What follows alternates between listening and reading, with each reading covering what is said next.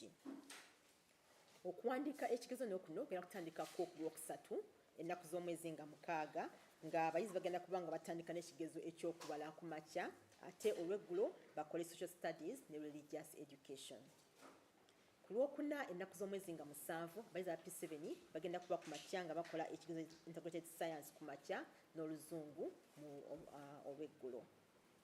Twagala basaba muleme kutunya timetable yabadde enkyamu eyabadde eraga ku mitimbagano ng'eraga nti olunaku olw'okubiri ekigezo ne olunaku olw'okubiri basikotse bagenda kubanga batambula abayizi bagenda kuwandiika ebigezo byabwe ku lunaku olw'okusatu. Wonna awamu abayizi aba P7 tulina abayizi 79,800 mu 771 abeewandiisa okukola ekigezo kino. Mu bano tulinako abakyala oba abayizi abawala bali abayizi 41,357 abeewandiisa okukola ekigezo abawala abeewandiisa okukola ekigezo kya PLE ate nga abayizi abalenzi bali 37,914 mu 414 bano tundutundu 47.4 ku buli 100 abawala bali tundutundu 52 n'obutundu 5 buli 100. Tulinamu abayizi abalina obulemu ku mibiri gyabwe bano abayizi bonna awamu bali abayizi 13,000 aba PLE abayizi 13,295 abayizi betulina abalina obulemu ku mibiri gyabwe era ng'ekitongole tugenda kubanga tubawa obuyambi bwe beetaaga okusinziira ku bulemu obuli ku mibiri gyabwe. Tulina abayizi abalina obulemu ku mibiri gyabwe 5.9 ku buli 100 bawala bano nga bayizi abayizi 1,777 ate abayizi 1,618 9 ku buli 100 be bayizi abalenzi abalina obulemu ku mibiri gyabwe. Bano bonna bagenda kuba nga bayambibwa era bagenda kuweebwa eddakiika 45 okusoboza bannaabwe ng'amateeka ga UNEB bwe galagira ag'ebigezo okubayamba okusobola okumaliriza. Abayizi abatalaba tugenda kutubawa braille machines okuwandiika ate netubawa ne answer sheets nga za braille actually banera ne timetable yaabwe nayo eri mu braille version. Tulina abayizi abatalaba bulungi tubakolera large aba low vision tubakolera large print examination answer sheets and question papers then wabeerawo n'abo abatawulira abo bo tubawa interpreter aba interpretingira mu bubonero n'abo abatasobola kuwandiika bulungi oba kuwandiika bulungi nabo tubafunira abasobola okubayambako betuyita aba transcribers. Nga bwe twogedde twagala okwongera okukkaatiriza ensonga y'okubuulira abayizi ba head teachers aba P7 ba heads of centers nga ba accounting officers twagala obasaba mulabe nti nno abayizi abali under your care ku masomero gammwe mbabuuliridde bulungi. Mutwale ekiseera mbannyonnyole ensonga nga tuzitambise mu timetable.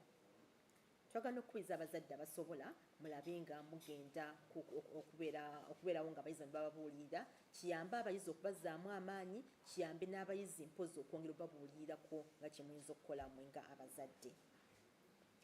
Twagala n'okukkaatiriza ensonga y'ebiseera oba ey'obudde. Ekigezo ky'okumakya kisangika ssaawa 3. Tusuubira abayizi okuba nga batuuse ku kigezo ku kolo bagenda okukolera ebigezo nga ssaawa 2 ku ssaawa 2 n'ekitundu okubeera nga babakebera. Ekigezo ky'olweggulo kisangika ssaawa 8. Abayizi bateekeddwa okuba nga batuuse nga ku ssaawa 7:30 nga bali ku holo. Singa omuyizi aba akeereye tubawamu eddakiika 15 ekigezo nga kimaze okutandika. Omuyizi yenna anaatuuka nga wesiwa eddakiika 15 ekigezo nga kitandise tajja kukkirizibwa kuwandiika kigezo ekyo. Nolwekyo abazadde abalina abaana abadde nammwe mwenna ababeera n'abaana abatakola amasomero gaabwe mulabe nga abayizi mufuba okulaba nga mubabeeza kumpi n'amasomero gye batagenda okukolera ebigezo kubanga enkuba eyinza okuba nga etonnya nga tasobola kutambula bulungi. So okwewala ebizibu muteekewo measures eziyinza okuyamba abayizi okubeera nga batuuka mu budde ku masomero gaabwe bagenda okukolera ebigezo. Twagala okulabula abantu bonna obutagezaako kwenyigira mu kubba bigezo. emu ku nsonga emanyiddwa mu kubba ebigezo y'ensonga ey'okubanga osangiddwa nga olina olupapula oba material yonna eyeekuusa oba yeefaanaganya ku kigezo ekya UNEB. Akawaayiro 25 mu tteeka lya UNEB 2021 kwogera ku unauthorized possession ogamba okuba n'ekyo kyotateekeddwa kuba nakyo naye nga kyekuusa ku kigezo kya UNEB. Kino kirimu n'okubeera ne material ey'oku ssimu zaffe electronic transmission kati gwe akitambuza naawe akirina mubeera nga mukirina mu butali butuufu nga mukirina mu bukyamu. N'olw'ensonga etteeka libeera nga likakatako era singa baba bakutte osobola okuwa engasi ya act ekita currency points 1,000 ze miliyoni 2 oba basobola okukusiba emyaka 5 oba byombi.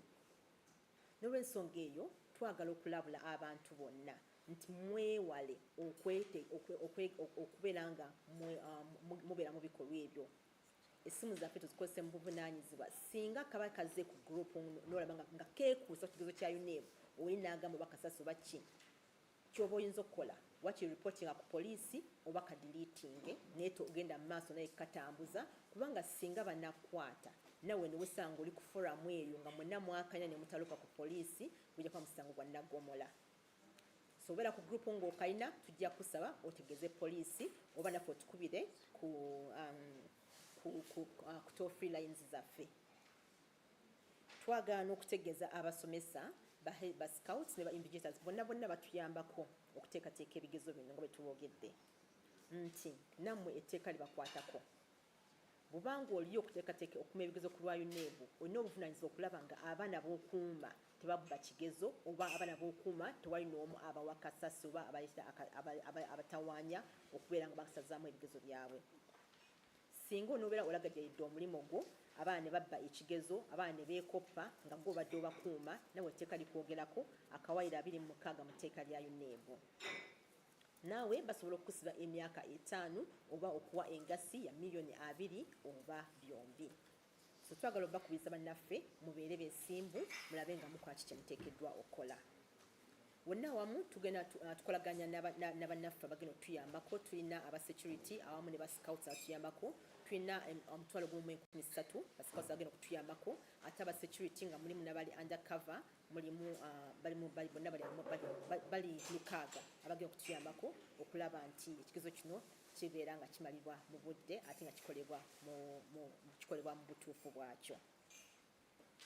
Omuntu yenna alina amagezi agayinza amawulire agayinza okuba nga gatutegeeza bonna abayinza okuba nga baagala okubba ebigezo osobola okutuwandiika osobola otukubira essimu ku toll free line yaffe etejja kusasulira 0800 211 077 oba 0800 3 227. Omuntu anatuwa amawulire ago tujja kuba nga tumwasanguza okusinziira ku whistleblowers policy yaffe ate singa atuwa amawulire ne gabeera nga gatuyambyeko nga gabadde matuufu tujja kuba nga tumuwaayo akasiimo okusinziira ku policy yaffe. Mu wiiki eno era yeemu olunaku olwokutaano tugenda kuba nga tutandika ekigezo ekya siniya ey'omukaaga. Abayizi baffe bagenda kuba nga batandika ku lwokutaano n'okuba nga babeera bateekebwa kituyite briefing. Bagenda kukola briefing era kukola ku centers zaabwe nga bonna awamu tulina abayizi 14,000 mu 12,000 mu abayizi 10 abeewandiisa okukola ekigezo kino. Ku bano abayizi 8 abayizi 3 bawala rather abalenzi kweno leva abalenzi basinga abawala ate nga abayizi 61 mu 967 bayizi bawala 3 ku buli 100. Twagala okwongera okukubiriza aba heads of centers okulaba nga tugoberera amateeka agatuwa minisitule y'ebyobulamu awamu ne minisitule y'ebyenjigiriza ey'okwewala ekirwadde ekiyitibwa mpox. Namba zigenda zeeyongera ate nga amasomero gaffe bagambye nti gegamu kwago nga gigandamu namba ennyingi gugamu kwago agali vulnerable bagayinza okuba nga gatambuza obulwadde buno. Twagala basaba mugoberere amateeka agatuweereddwa buli wabeera vaccination hall wabeerewo amazzi ag'okunaaba mu ngalo nga gatukula wabeerewo sabbuuni oba ne sanitizer. Abakebera abaana na buli muntu yenna agenda okujja mu kifo ekyo tubasaamu naye mu ngalo ne sabbuuni bulungi nnyo. Ate n'abakebera abaana bamala okukebera abaana nammwe tubasaamu naye mu ngalo ne desk ezibeerako empapula zetukozesa. Singa ekitegeezo kiba kiwedde twagala okubasaba nammwe mulabe nga munaaba mu ngalo oba musanitizinge. Ensonga mpozi esembayo ya school fees balances. Twagala okuba omulanga eri abazadde ne ba heads of centers. Mukozese wakiri olunaku olwaleero nga tunaakutandika okugonjoola ensonga za school fees balances. Tubeere nga olunaku lwokusatu tunagenda okutuuka ng'abayizi bonna teri muyizi agenda kutataganyizibwa, muyizi gaanibwa kukola kigezo olw'okubanga lwa school fees balance. So abazadde mugalaganye ne ba heads of centers mulabe nga mugonjoola ensonga eyo. Mu ba heads of centers twagala okubakubiriza abazadde nga babatuukiridde mubawulirize ng'ekitongole tugenda bateerawo enteekateeka enebasobozesa okulaba nga mufuna ssente zammwe. Singa tutuuka okulizinga results z'abaana nga tolina kusasula tujja kusigaza results oba okuziwithholdinga, then mmwe musobole okulaba nga mufuna ssente zammwe tulizinga results ezo. Twagala basa tukwataganye wamu tuyambe abayizi baffe okubanga bakola ebigezo ate mu mbeera eteri ya kulusanyizibwa. Tukolere wamu tuyambe abayizi baffe bakola ebigezo by'omwaka guno. Mukama nga yembeeza abayizi tubagaliza omukono gwa Mukama kulala nabo. Mukama wenye omukisa. Amina.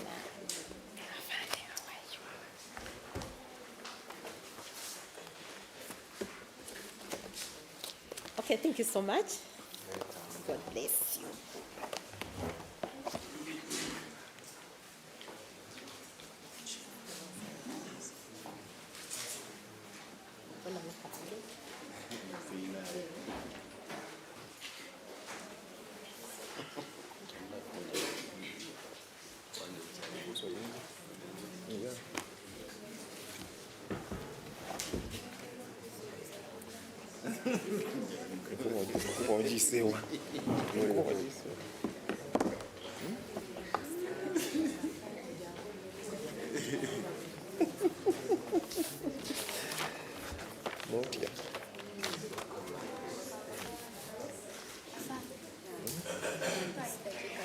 Tobuuza sagala kubuuza. Good morning. Anti after temumbuuza nga mbaze mondeke onajenze ngende. Mwagala kumbuuza ki?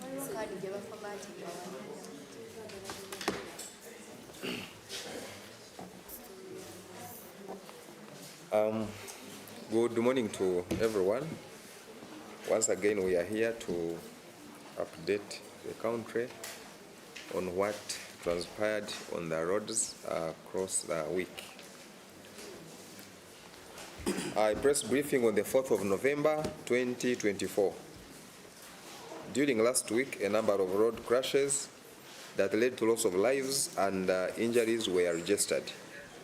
Motorcycles accounted for the majority of the incidents with 49% of the total fatalities.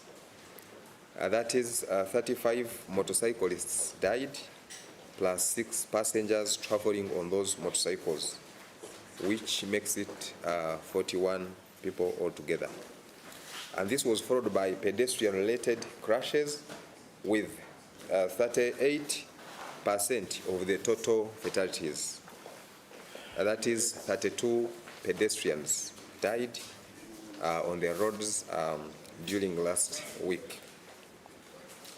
And our key observations were motorcycles remain a high-risk mode of transportation, accounting for nearly half of all fatalities, that is 49%. Pedestrian safety continues to be a major concern, with 32 lives lost. Also, irresponsible driving behaviors, particularly unsafe overtaking and speeding, significantly contributed to road crashes last week. Among the notable crashes, 3 people died in a fatal road crash that occurred on the 1st of November 2024 at Mayanja Valley Kawanda, involving a trailer UBR 197-D, stroke UB2 402Q, a Sino truck haul, and a motorcycle which was carrying 3 passengers, including a 3-week-old baby girl. The crash occurred when the trailer traveling from Kampala to Bombo attempted to overtake the motorcycle, and during this maneuver, the trailer's rear brushed against the motorcycle, causing the rider to lose control. The passengers, including infant, her mother, and caregiver, were thrown under the trailer's rear tires, who all died. The rider fell beside the road but succumbed to injuries. And the causes of this crash were looked at as reckless overtaking by the trailer, where he did not consider this other rider who was close to him. But we also don't underestimate the overloaded motorcycle, which compromised the control. A similar incident was registered in Luka at Namlanda village, where a speeding Tata lorry brushed against a motorcycle carrying 4 people, causing the rider to lose control. And the motorcycle fell, killing 1 person instantly and injuring 3 others. Looking at these tragic incidences, it underscores the importance of safe overtaking practices, considering the surrounding vehicles, adhering to motorcycle passenger limits, that is, each motorcycle is restricted to carry only 1 passenger to ensure control and safety. To avoid similar incidents, motorists and motorcyclists must prioritize road safety, obey traffic laws and regulations at all times, exercise caution while overtaking. That is, if there are oncoming vehicles or other vehicles are close to you, do not consider to overtake. Refrain from overloading motorcycles. Motorcycles carrying more than 1 passenger, that is wrong and not acceptable on the road. So if you're a passenger out there, before you consider to sit on the motorcycle that already has a passenger, please consider your life. Where it is also important to wear protective gears, including helmets, reflective jackets, and others while onto a motorcycle. A speeding motor vehicle knocked dead a pedestrian on the 1st of November 2024 in Okutai village along Palisa Kumi Road. It was at approximately 6:45 p.m. This devastating hit-and-run crash occurred when the driver of the motor vehicle, registration number UBD 864G, a Toyota Primo, traveling from Kumi to Palisa side, while at an excessive speed, struck a pedestrian at Okutai village, resulting into the throwing of or loss of a thigh and its leg of the victim, with other parts of the body entering into the vehicle, the speeding vehicle, through the windshield or the windscreen. This forced, of course, the driver to drive up to Kumi Central Police Station and reported the incident. Another similar tragic road crash occurred when a speeding Toyota Wish, registration number UBL 249V, struck and killed a pedestrian crossing the road at a designated zebra crossing in Nachirebe along Kampala-Masaka Road.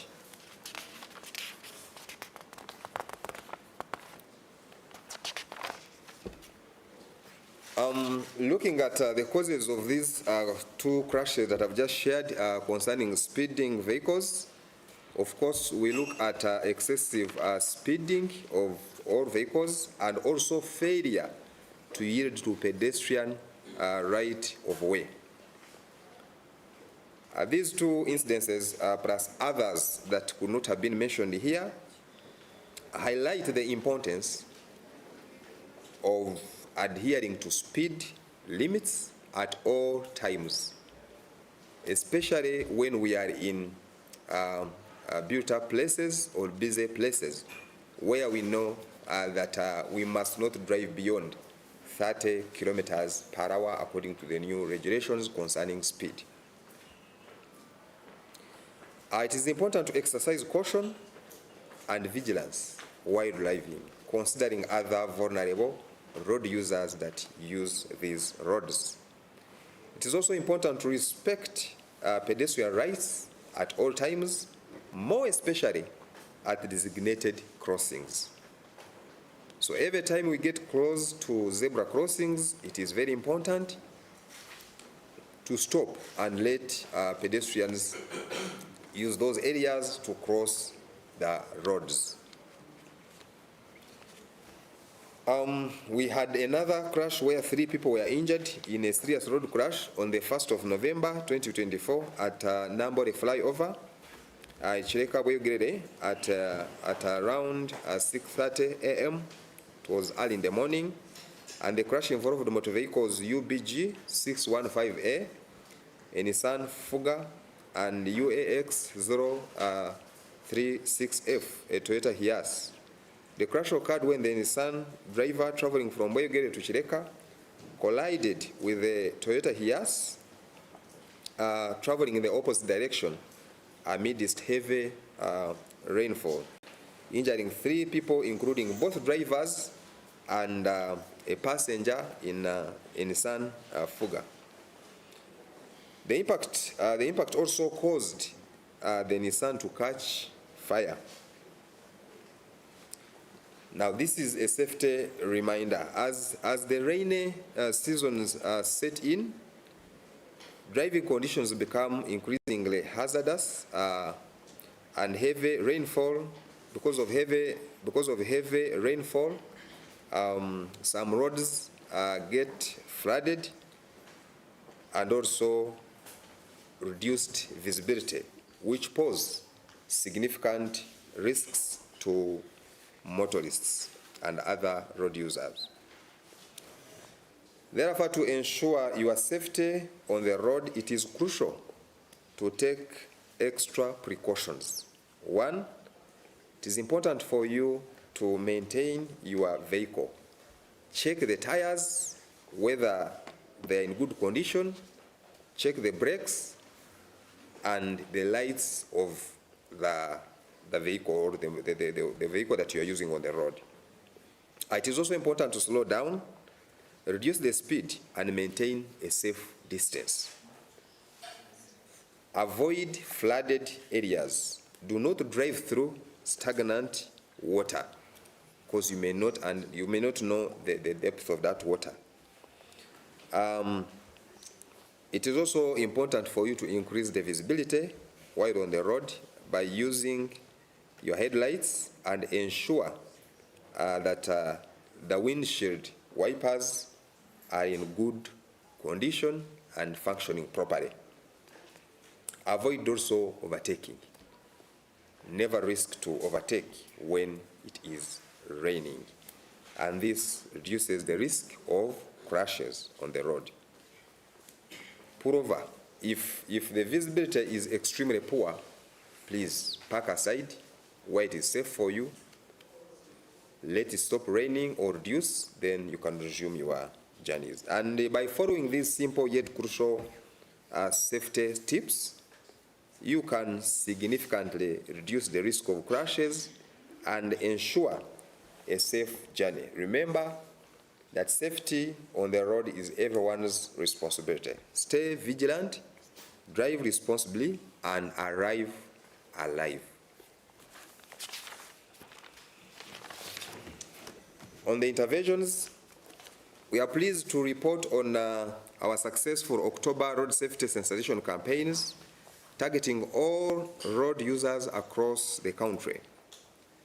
We thus had a total number of 249 sensitization engagements, which included 4 TV talk shows, 49 radio shows, and 196 physical community engagements, with the aim of promoting behavioral change, enhancing road safety awareness, and emphasizing individual responsibility.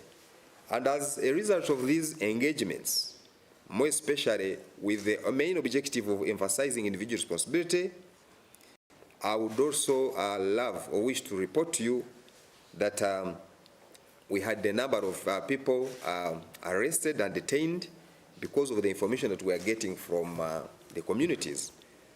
On that note, a driver and a conductor of motor vehicle registration number UBB302E were arrested and detained at Kabale police station after being captured in a clip that was trending.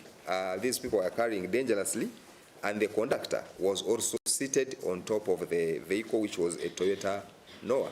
You could have seen that video circulating all over, and those people were also arrested. So if it was not the power of the communities that captured that video and saturated it, we are probably not going to have got to those people or even to have known what was happening. Also, last night, a driver and a conductor of Link bus number UBH703F were arrested and detained at Uroba after being captured in a video also carrying excess and driving recklessly on Mubende Road. So you can imagine this was late in the night, and these people tend to do these things where they know they are not likely to meet traffic police. So when they get closer to the checkpoints, it is when they try to, or tend to comply to most of these laws and regulations of traffic.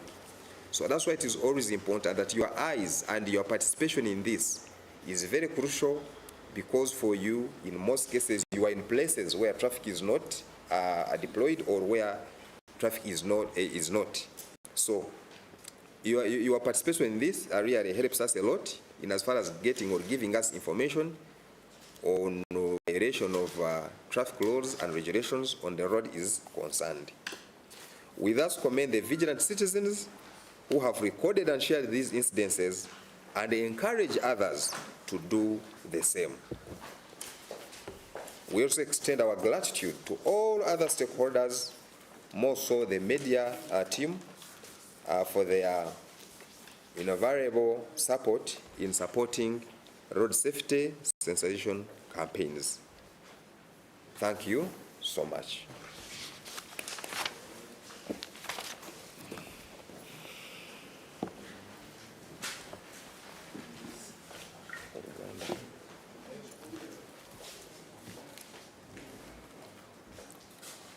Mbalamusiza mwasuze mutya, era tuli okubanga tutangaza eggwanga ku ebyo ebyabadde ku nguudo zaffe okwetoloola mu ggwanga ku nguudo ez'enjawulo. Era mu ssabbiiti eweddewo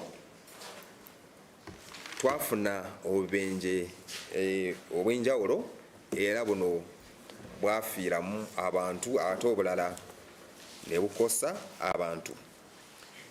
Ku bubenje obwasinga kubanga tufuna buno bwaviira ku pikipiki ez'enjawulo nga kwotadde n'abasaabaze, era buno obubenje obw'oku pikipiki buno bwakontributinga ebitundu 49 ku 100 ku bantu abaafa.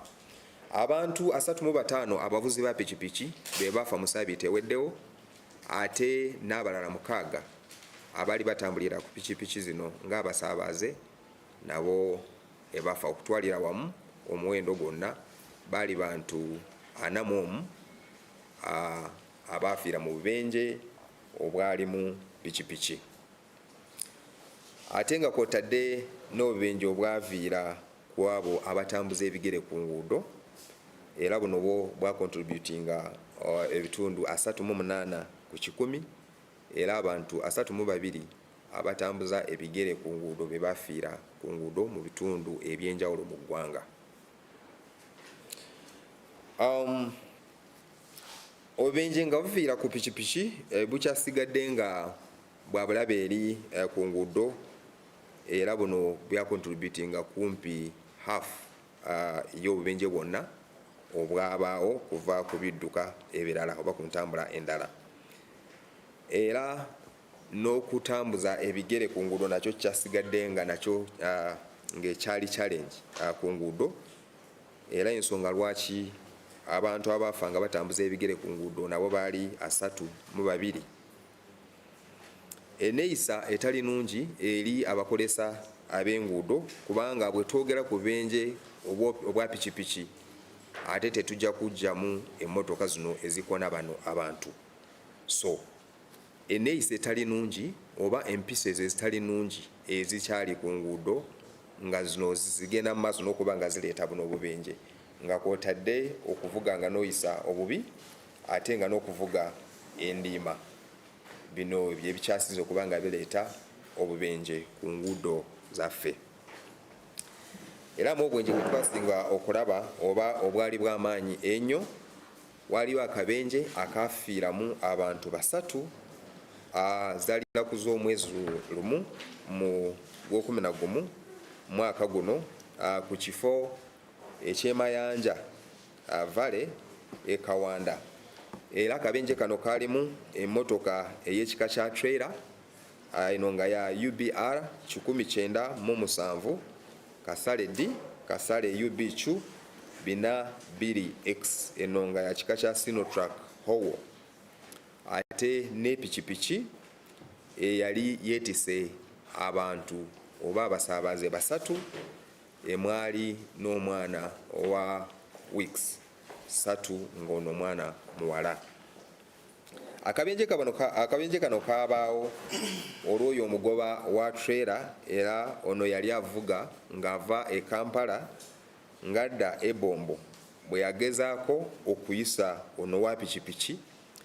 Kati mprosesi eyo y'okuyisa ekitundu eky'emabega ekya trailer ne kikuba ono owa pikipiki era ono kwe kuluzinga control. Ono yawunzika nga akanyuze abantu bano 3 wansi w'eno trailer emwali omwana oyo omuto gwe njogeddeko owa weeks 3 ne maama we ate n'oyo eyali abalabirira. Abantu bano bonna baafa nga emipiira gya trailer gy'emabega nga gibakoonye. Ali akabenje kano nako nekakasuka ono wa bodaboda emabbali g'oluguudo, ono naye n'akoseddwa. Era ekyaviirako kano akabenje kano kwali okuvugisa ekimama okwono wa trailer kubanga engeri gye yayisa yandisande kubanga ayisa engeri gye kubanga ono wa pikipiki eyali mu maaso ge yali alina okubanga atambula ate nga amukonsidalinga n'avuga n'obwegendereza ate kyekyamulemerera okubanga akola. Ate ku ebyo ebirala ebyaviirako kano akabenje n'ono wa pikipiki okwetiika abantu 2 nga kwotadde n'omwana ate ng'oluusi sayizi z'abakyala muzimanyi kati engeri gye yali atudde ku eyo pikipiki ono ye yali nga atudde ku tanka kubanga zaali sayizi nene ez'abantu abo kati ono yali atudde ku tanka nga tasobola kukontrolinga bulungi eno pikipiki era kyekyaviirako okubanga luzinga kontrolu n'agwa wansi abantu bano emmotoka nebalinnyako. Akabenje akalala akeefaanyirizagana nako kaabaawo mu kifo ekyeruka ku Namulanda mu kyalo ky'e Namulanda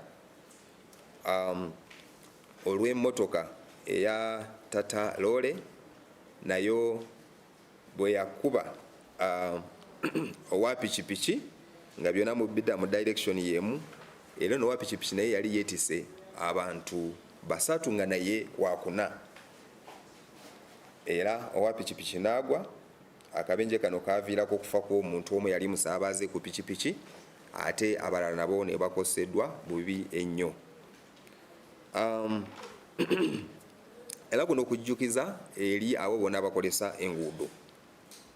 Ekisookera ddala nti kikulu nnyo nga tetunayisa kusooka kwetegereza wa we tugenda okuyisiza, kubanga buno obubenje ebiri bwonna bwe twogeddeko bwaviira mu kuyisa obubi. Bano bayisa ate nga balaba piki eyo eyali kumpi nabo nga ebali mu maaso, so nga ne bayisiza kumpi n'ezo pikipiki, era kyekyaviirako kubanga bazibulashinga nga bwe tukirabye ate ne zigwa wansi. So nga tetunayisa tulina osooka okwegendereza nga tukonsidalinga motoka kyendala ezituli emabbali oba kumpi oba pikipiki ki ezituliraanye.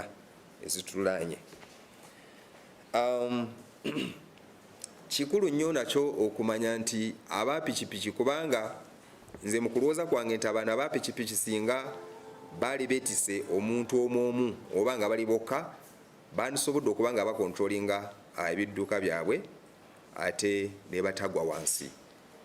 Naye olw'okuba nti bonna bali beetisa abantu bangi, kino tekyabasobosesa okuba nga bakontrolinga bulungi ebidduka byabwe. Era guno omuze guli common nti aba pikipiki abasinga babeetika ebintu oba abantu, ayinza okuba nga teyeetisa abantu naye nga yeetiseeko ebintu, ye n'atuula ku tanka eya pikipiki. So bw'otuula ku tanka ya pikipiki kiba kizibu nnyo okuba nga oli in control olw'ekyo ekidduka ky'oli mu kuvuga, okutandikira w'okwatira mu mayembe okugenda w'osobola okunoonyeza eri breeki okusiba in case of anything. So okwetika abasaabaze abasuka mu omu, ekyo ffenna tukimanyi nti kimenya etteeka, nti ate naawe omusaabaze nga tonutula kweyo pikipiki olina okukimanya nti oli bw'aba alina omusaabaze already teweeyongera kweyo pikipiki. Bwe mba mutambula nga famire nga temusobola ezipangisa emmotoka, mupangise piki eziwerako, buli muntu atambulire ku piki eye.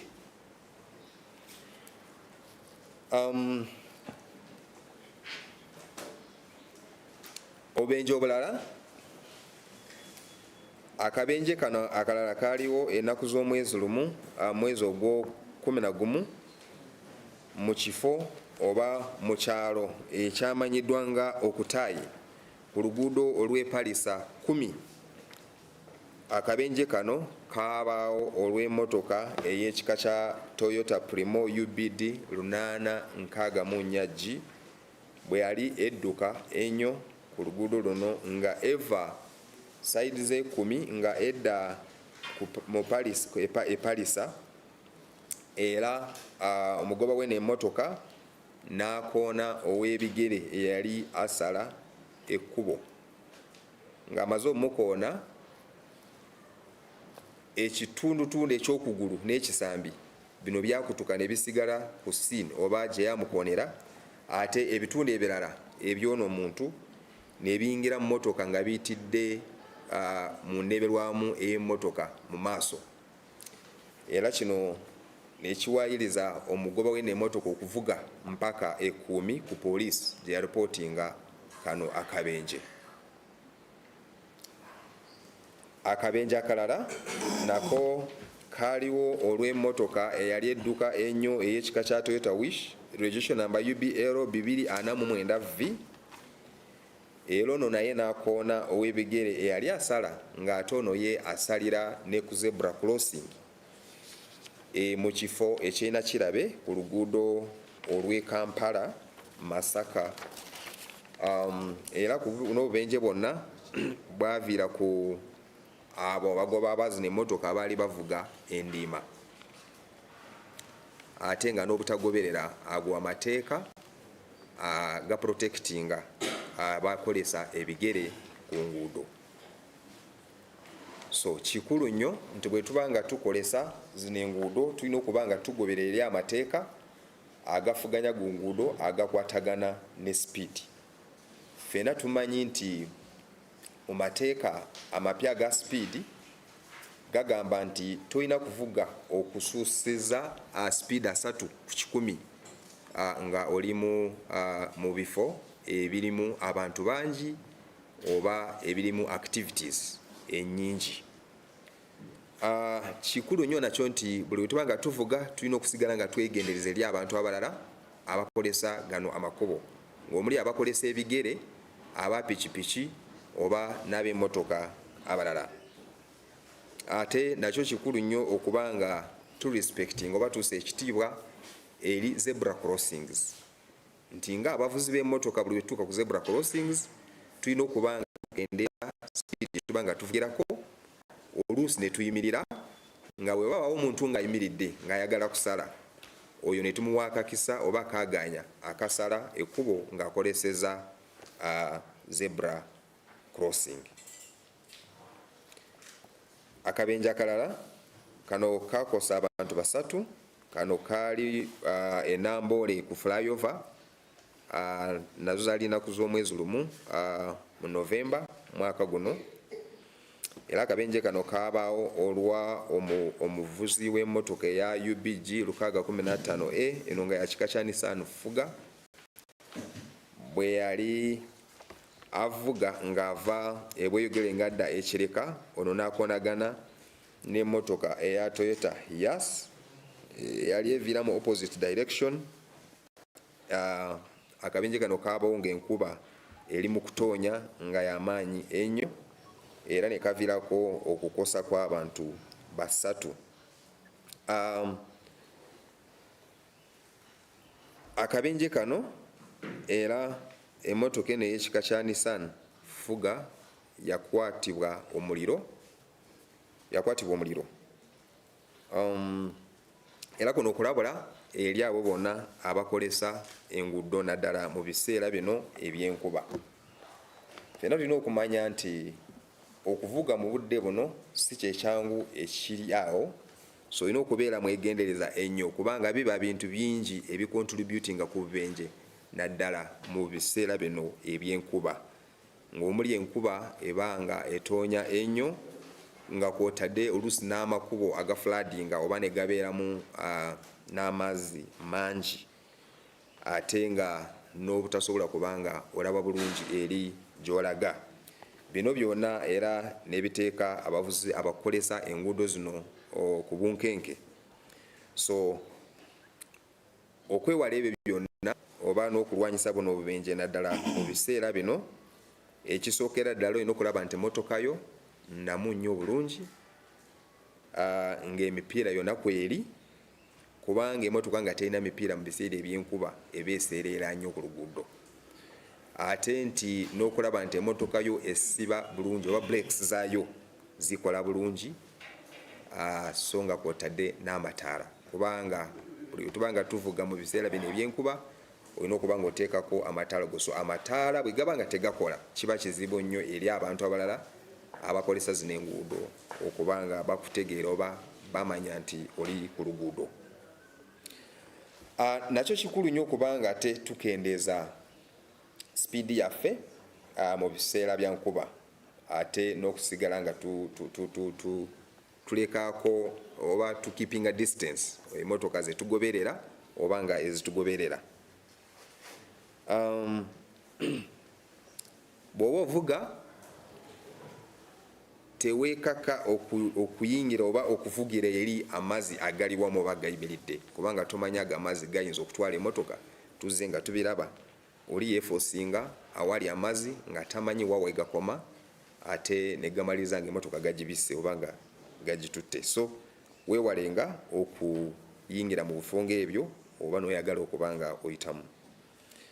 Ate olina okulaba nti abantu bonna balala bali ku luguudo nga bakolesa olwo oluguudo balina okuba nga bakulaba bulungi, nga otaddemu amataala go, ate nti olina okuba nga olaba bulungi.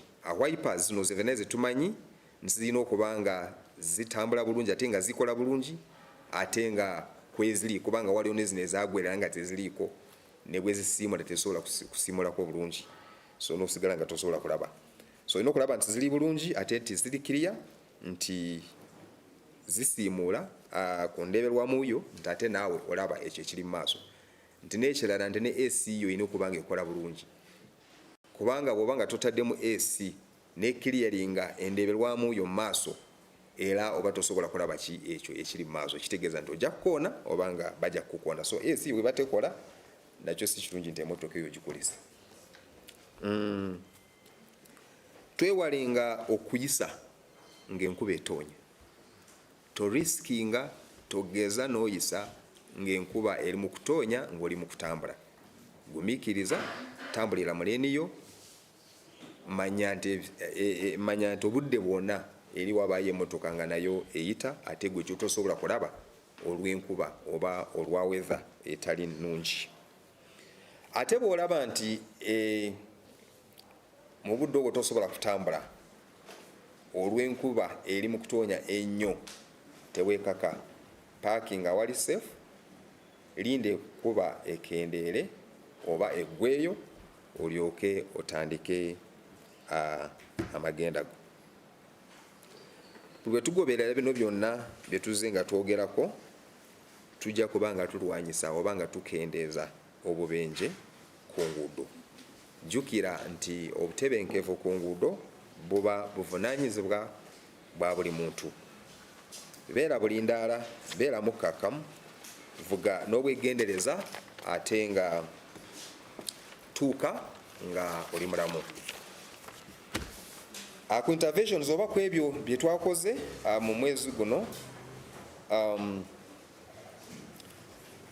twabaawo n'okusomesa okw'enjawulo eri Abannayuganda era emirundi egyawera 249 egya sensitizations oba egy'okusomesa mwali emirundi 4 egya televisions talk shows ez'enjawulo ne radio shows 49 ate n'okusinkana abakolesa zino enguudo abantu ab'enjawulo emirundi 196 mu ggwanga bye byakolebwa. Bino byonna nga bigenderedde okuba nga bikyusa empisa oba enneeyisa ey'abakolesa zino enguudo ate nga n'okuba nga tusomesa eri abantu n'okutegeera n'okumanya biki birina okuba nga birina okukolebwa ku nguudo okwewala buno obubenje nga kwotadde n'okutegeeza abantu ki kye balina okuba nga balina okukola okulaba nti obubenje buno tulwanyisiza. Ebiseera ebisinga tuzze nga tubagamba nti poliisi tesobola kubeera buli wamu naye nti mwe abatambula ku zino enguudo mubeera buli wamu ate nga mubulaba bingi. So ebyo bye mulaba temubisirikirira kirungi nnyo okuba nga mubisharinga eri poliisi yo netekinga action okusinziira. Era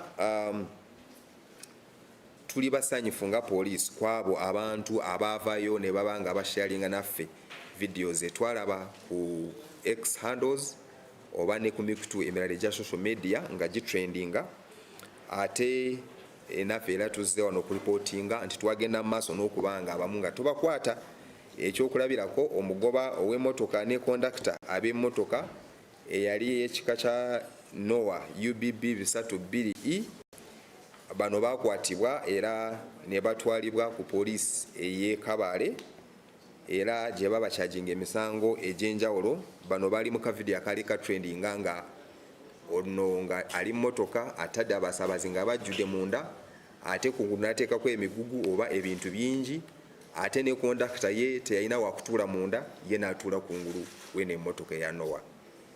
Kino kyali kibi nnyo ate nga tekikkirizibwa n'akatono naye nti omuntu ye yakwata eno vidiyo n'agisaturatinga so netutambulirako eyo vidiyo ne evidence yali amala bulungi abantu bano ne tubakwata era bwenjogerera ndowooza bapyalinga mu kooti leero olw'emisango ey'enjawulo gye baba bateekako. Incident endala ono naye yali omuvuzi baasi ey'ekika kya Link eyako akavidiyo nako kasaturatinze olunaku olwajjo ng'ono yeetise excess ate nga avuga endiima. Ono bano nabo bakwatiddwa kondakita ne driver ku poliisi ey'e Buloba nabo bano ne babajja ku statements era nabo leero bakwapyalinga mu kooti okusinziira ku misango gye bakoze. Era tusiima abo bonna abakutezo videos ate ne musaturatinga ate ne twongera okusaba abo abatalina kirowoozaako namwe okukirowoozaako okutandika okukola kino ekintu kijja tuyamba kubanga kateebereza eno baasi yabadde ng'etambula mu budde bwa kiro ate nga already emanyi checkpoints eza police wezibeera so awo awatali checkpoints waawe batalina okubacekinga abantu bano basigala nga bakola bye baagala nga beetika excess nga bamanyi nti buli basembera awali police bajja kujjamu oyo excess so bwe tutafuna abantu abatuwa eno information omuntu oyo tetujja mutegeera ajja kusigala nga mu bumenyi bw'amateeka ku nguudo oluusi ekinaaviirako obubenje buno obuzze nga bweyongera ku nguudo so eri communities n'abantu abavaayo ne mutuwa zino videos oba ne mutuwa eno information kintu kikulu nnyo ate kirungi nnyo nti ate naffe tetududde buli butufuna eno information immediately to actinga abantu bano bakwatibwa tomanya bano abagoba bazina emmotoka bo bennyini bajja kutuuka ebiseera batandika okutya kubanga tebamanyi ani ali mu babega oba ani abajja kuono information so tubasaba tugende mu maaso n'okukola ebintu ng'ebyo byebigenda okuleeta obutebenkevu ku nguudo nga ffenna tetwerabidde nti obutebenkevu ku nguudo bubavunaanyizibwa bwa buli muntu mwebale nnyo mwebalire ddala ate katumwagala ki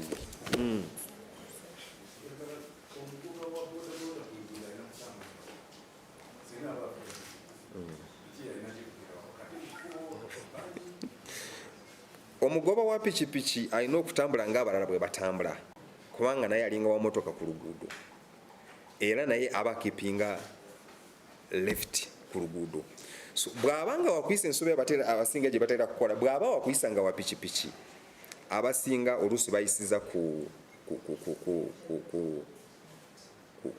kono ku left yes ku kono ekyo kyabulabe nnyo so tuyina okuyisiza wa ku ddyo ng'ate nawo omaze okwetegereza nti eri mu maaso gy'olaga teri mulala ali mu kuvaayo so ye abapiki balowooza nti engeri gy'abeera mutono ayita wakola ki wasanga kibi nnyo kubanga oyinza kubanga wakatandika okuyisiza eno ate noono n'akola atya oluusi abatakulaba so tetulina kuvugira makati tulina okuvuga ng'abalala ate nti n'ab'emmotoka nabo balina okurukogonaizinga bano abapikipiki kubanga ebizibu byetusanga nti naye nowa mmotoka bw'aba avuga ye owa pikipiki amulabira ddala ng'omuntu atalina kubeera ku luguudo ekyo nakyo kibi nnyo so naye tulina okumurespektinga ng'omuntu akolesa oluguudo nti bw'oba oyisa naye olina okukonsideringa nti naye wa piki ali ku luguudo so bw'olaba nti space gy'ogenda okuyitamu ng'oyisa ng'owa piki kwali nga toyitawo kati gwe teweetawanya okukola ki okuyisizaawo linda ono amala okuyita nawe oyisizeewo olaba nti okola otya olaba bulungi mu maaso nti wali seefu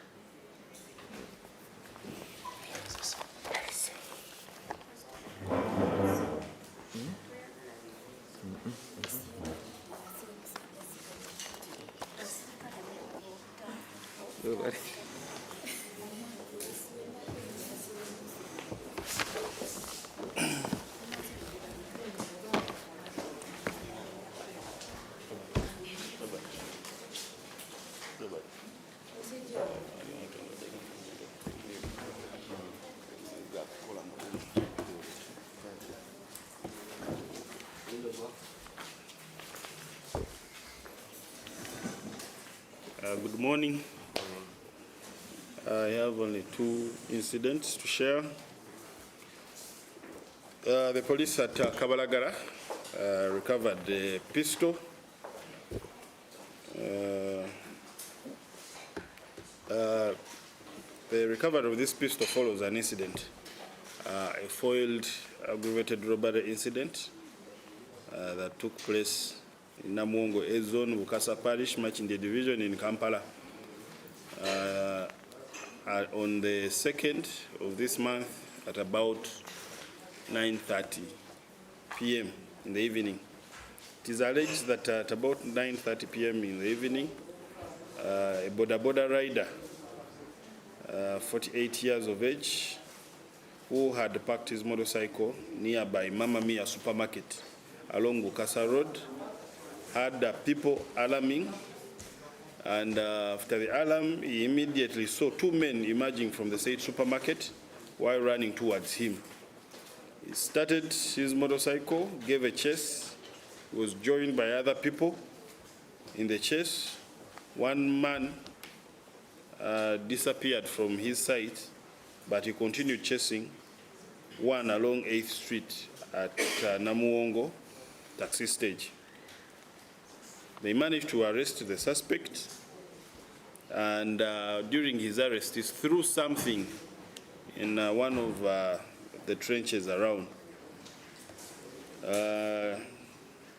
One of the security guards who was nearby flashed a torch in the trenches, and so it was actually a pistol. The police was informed from Kabalagala, which came, and also realized, we later on realized that the other members of the public had also managed to arrest the other second suspect. The gun was recovered, and with it we recovered also 8 rounds of ammunition. We have been able to identify the 2 suspects, that is Lukwago Edwin and Asimu Ezekiel.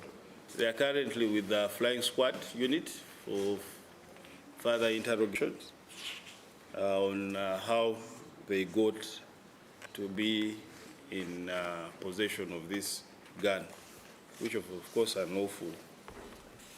So I want to conclude by saying thank you to members of the public who have helped us recover this gun, which was being used to rob a supermarket in the area. And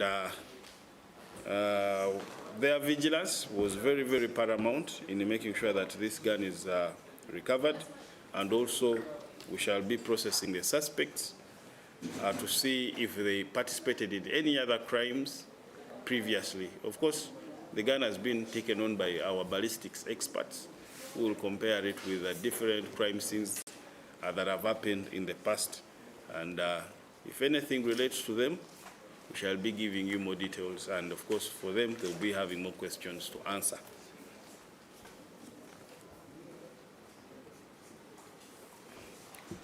There is a child, a missing child. I will share the picture later.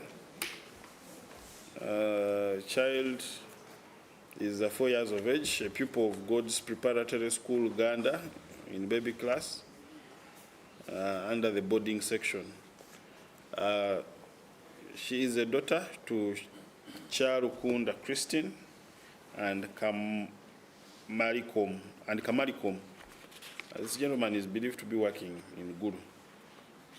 The child disappeared on the 1st of this month at about 1700 hours, that is 5 p.m. In Nasere, Ganda, Wakiso. It is alleged that the children left school for home, and the home where she was staying is the head teacher's home, but she did not reach that home, prompting their matron to go to the school to trace for her, but all in vain. The community also joined the search, but we have not fully registered the actual location of this child currently. So we have informed most of our police stations within Kampala Metropolitan, and we are working on identifying the whereabouts of this child. However, we do appeal to members of the public. If you know the whereabouts of this child, please come forward, work with us to help reunite this child with the parents. Thank you. Luganda. Twagala okwebaza abatuuze b'e Namuwongo ezone Bukasa Parish mu Makindye ku mbeera gye baataddewo ey'okulemesa ababbi ababadde bazze okubba supermarket emu mu kitundu ekyo gye bayita Mama Mia, era ne babakwata ne bayita ne poliisi, ng'era poliisi essaawa zino ye bayina. Kigambibwa ennaku z'omwezi 2 ku ssaawa 3 n'ekitundu ez'ekiro, omu ku mugoba wa booda yali apaakinze ku stage eyo piki ye ng'alinze bakasitoma, yawulira enduulu ng'eva sayidi ya Mama Mia supermarket esangibwa ku Bukasa Road, era aba yakawulira enduulu eyo wavayo abasajja 2 nga badduka. Yateekako piki ye n'atandika ogivuga nga bw'abagoba. Abatuuze abalala bagoba ba piki abalala bamwegattako ne batandika okuba nti no babagoba. ababbi bano baayawukana ye n'asigala ng'agoba omu mpaka bwe yamukwata naye oyo bwe yali agoba bwe yali agenda okukwatibwa alina ekintu kye yasuula mu mwala. Ekyomukisa omulungi waliwo asikaali yali akuuma awo okumpi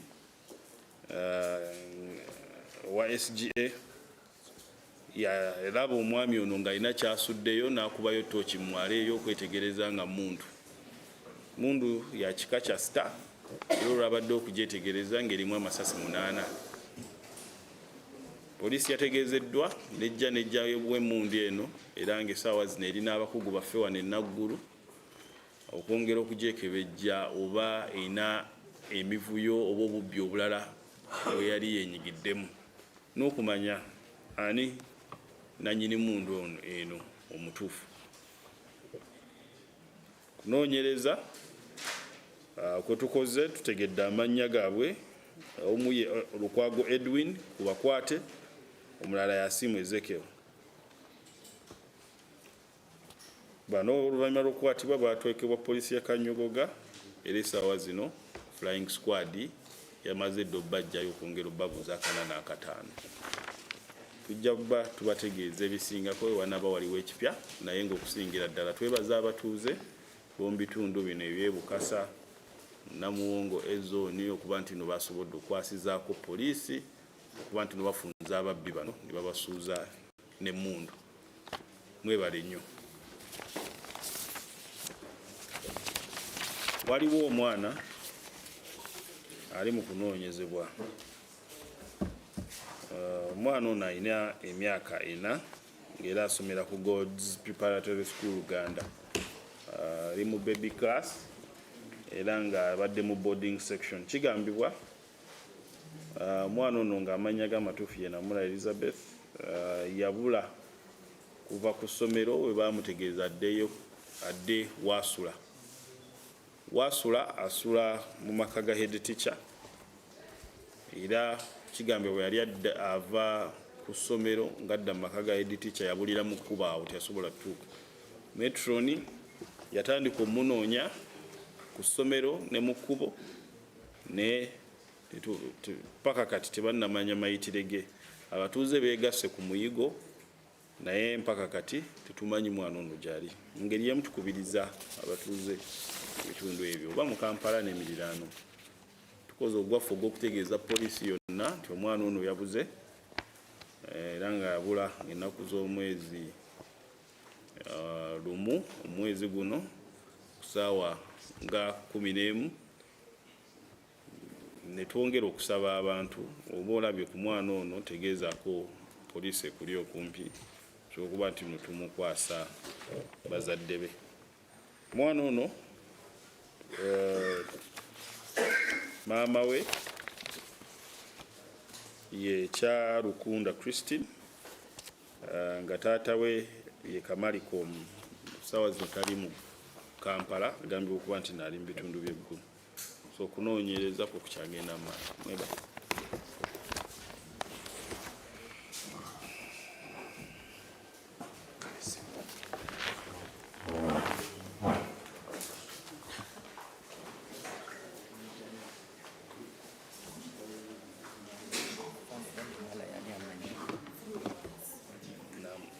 Namula Elizabeth. Namula.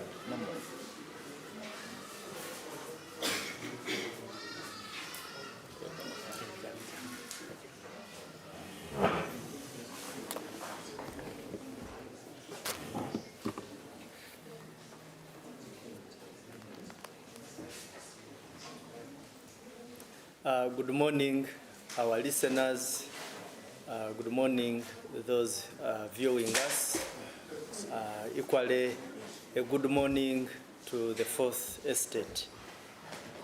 Today, the issues we have from my side in respect to the state of security and the pieces of advice we usually share with you. I begin with an incident. Along the week, we shared with you this information about the tragic lightning incident, which claimed 14 lives. For those who didn't get it, just a recap that in Lamo district on 2nd November, we had a devastating incident where lightning struck 14 individuals dead and left 34 injured. This took place during a prayer service located in Zone 8, Block 2 of Palabek Settlement Camp, where the victims had gathered for a prayer. We managed with other agencies to evacuate the survivors to Paluda Health Center 3 for medical treatment. By yesterday, 13 victims had been discharged out of the 34. So that incident occurred, and just the day before, there was another incident in Abim Town Council where lightning at around 1400 hours struck Akelo Sharon, a 15-year-old female pupil at Aninata Primary School, that is in Abim Sub-County, Abim District, who was playing outside with her classmates when rain started falling. In an attempt to seek shelter from the downpour, she and her peers took refuge under a tree that also served as a classroom for primary 2 pupils. So tragically, lightning struck her to her death. Now, the message we package as police for such incidents, first and foremost, is that our preliminary investigations and observations generally reveal a concerning absence of lightning infrastructure at both locations. The other one was a church, but you can see that it was extremely vulnerable. Now, the other incident where the young girl became victim, here the victim ran under a tree.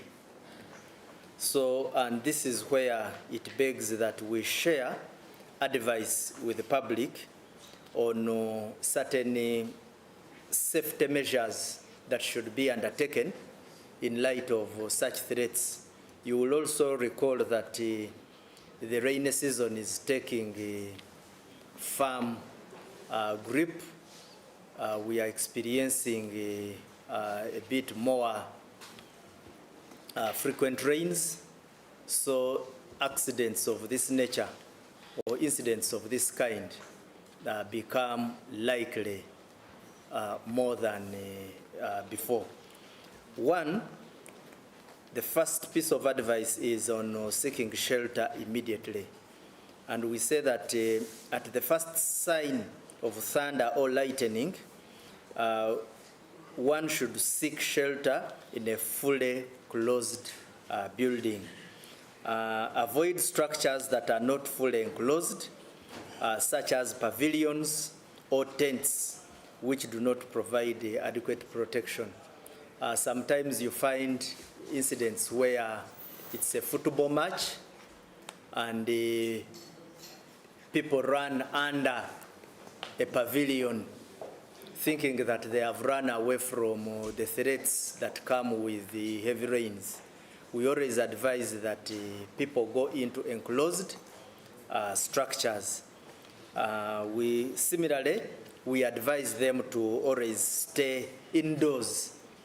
For those of you whom rain finds, let's say in homes, we have experienced situations where you find when rain comes, that's when people get out to go and start collecting water.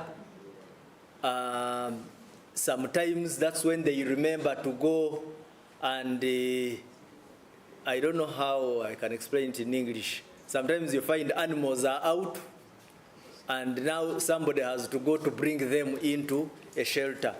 All these are risks. We are saying staying indoors is safe. If you are going to collect water as a result of a rainfall, prepare your gadgets early. I think in Uganda we call it okulembeka. You prepare your gadgets for kulembeka early, because these threats are there. And there is evidence you can see 14 people are nowhere, cannot be accounted for, courtesy of lightning.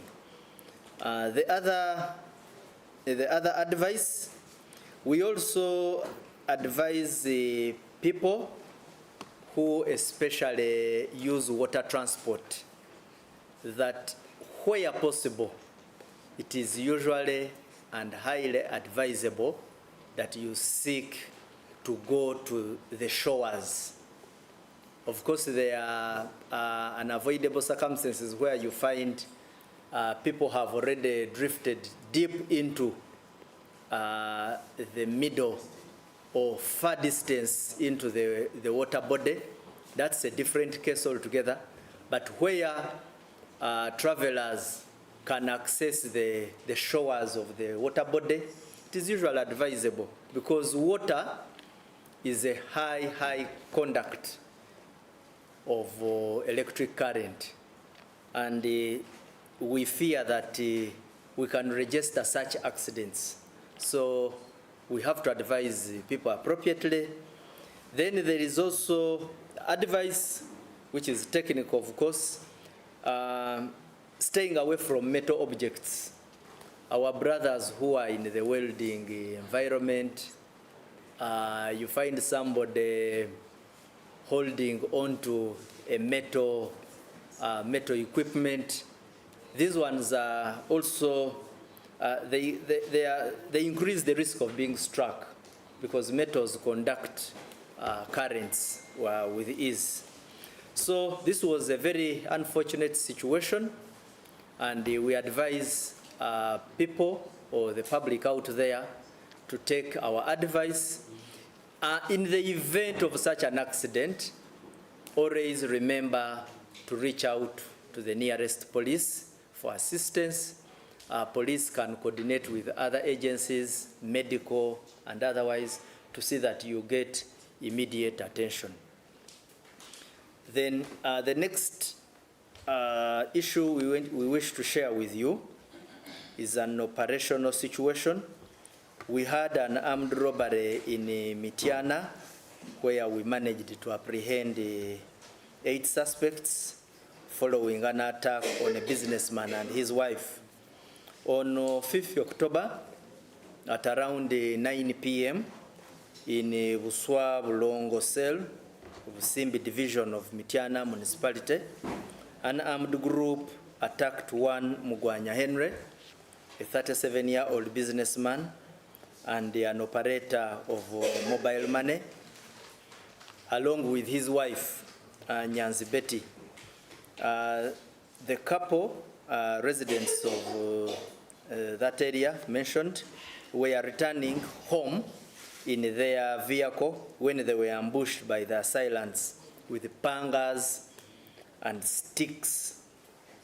They stole an assortment of items from them. They obstructed them as they were going home, and they managed to rob them with even threats of killing them.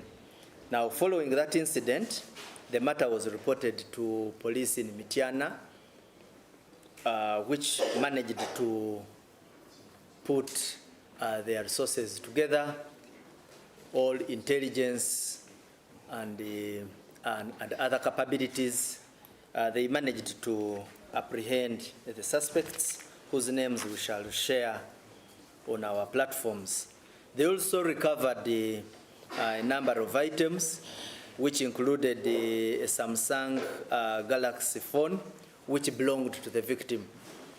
So you can see that some of these items are actual exhibits which can link them to the crime.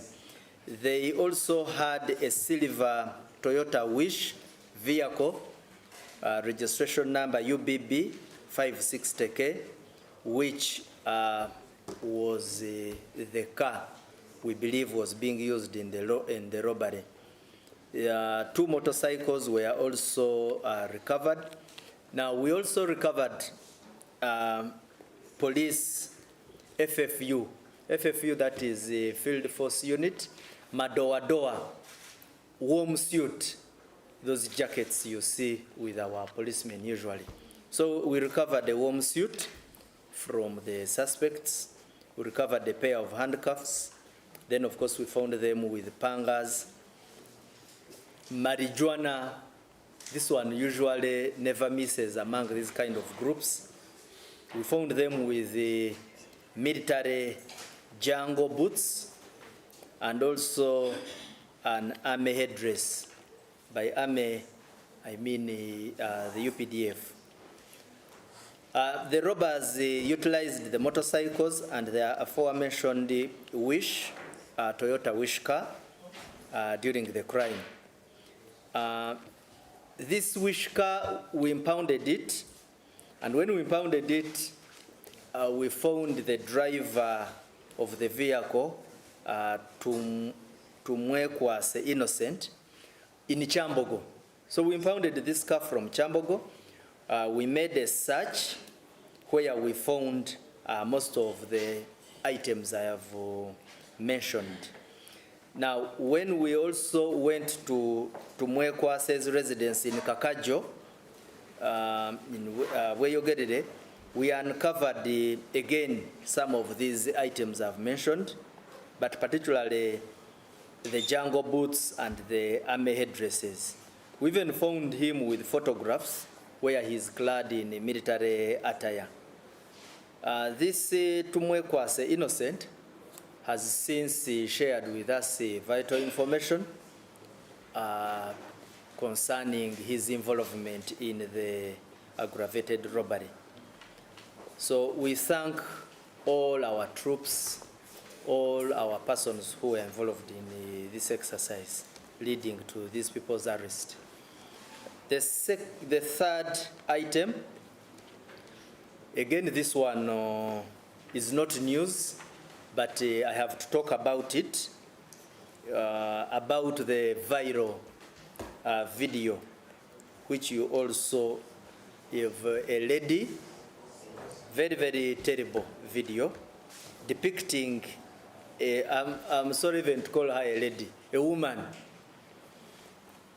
I don't want even to use these words because they are, but that's the truth. Because what she was doing is that the video shows her urinating and defecating on a 10-month-year-old infant. I think we shall reserve the name of the infant to protect him.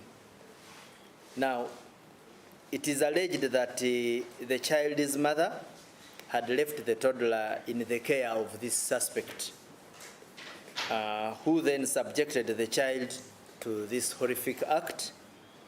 The video was later accessed by another individual who shared it on social media, leading to its widespread circulation.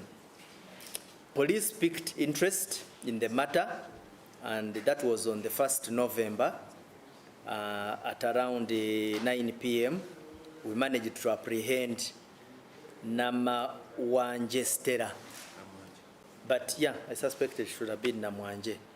Namwanje Stella, a 34-year-old female and resident of Binyonyi SL in Nyendo, Mukungwe Division, Masaka City.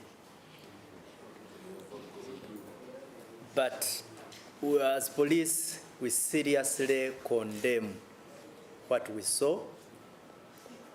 We don't know how to really even explain. For those of you who have not seen the video is extremely ugly. The rights of the child were really subjected to gross abuse. But the pledge we give as Uganda Police Force, we shall hold the suspect to account. Of course, we don't have much to advise beyond because the parent trusted the suspect, which is a common tendency of relations within human beings. We trust. All of you who have left your homes today, for those of you who have children, probably you have entrusted your children with some adults out there. Now, of course, it is shocking when the adult takes this kind of direction. Very ugly. Sometimes some of these people need to be subjected to mental checks. We believe sometimes they may even not be okay. But equally, we need to monitor the character and the behavioral trends of individuals. What we can say is that when you are keen at making observations, sometimes there are certain red flags you notice in especially the moods, the behavioral tendencies of certain individuals. Most of these people who behave the way they do usually start sending out certain red flags. And equally, although I do not want to really be very specific, but when you dig deep into the occupation of the suspect, you realize she belongs to the people who can do this. Because there are these people who spend a number of hours on the streets. Our information cropping in says she's highly suspected to be engaged in acts of prostitution as a way of living, which we shall confirm when the information comes out better. But you can see leaving your child with such a person really subjects such a child to very, very high risks. Then we also had another incident in Masaka. In Masaka, it is alleged that one Ashraf, who had been employed as a casual laborer for 3 days at the home of Nabatan's Betty, a 70-year-old female adult and resident of Mpungwe village, Nyendo Mukungwe division in Masaka city still. On November 1st, this Ashraf pretended to escort Kezala Frank. Kezala Frank is a 7-year-old male pupil of Mpungwe Education Center. Now, instead of taking the juvenile to school,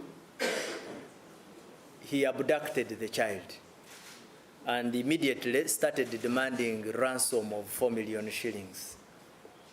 But the old lady, Nabatan's Betty, and others managed to rush to police, where police mounted pressure, search, tracking, and doing all manner of processes to ensure that the suspect is apprehended. I think he got wind of the pressure that police had mounted, so he managed to drop the victim in a place called the Kasawa cell in Kabonera. That's still in Masaka. So currently, the victim, a stroke child, has been successfully reunited with the family, but we are still on for the hunt of the suspect, and we have high hopes that we shall apprehend him.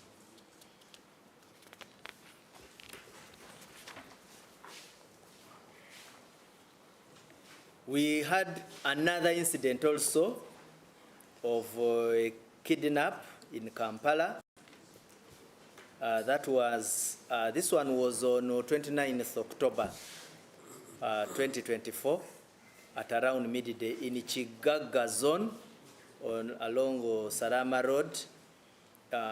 that's in Makindye Division, where Tusime Charles, a 3-year-old male pupil of Jubilee Nursery School, was approached by a stranger named Mbabazi Mariam. The child's parents, Natkunda Mase and Kamjisha Fred, are currently,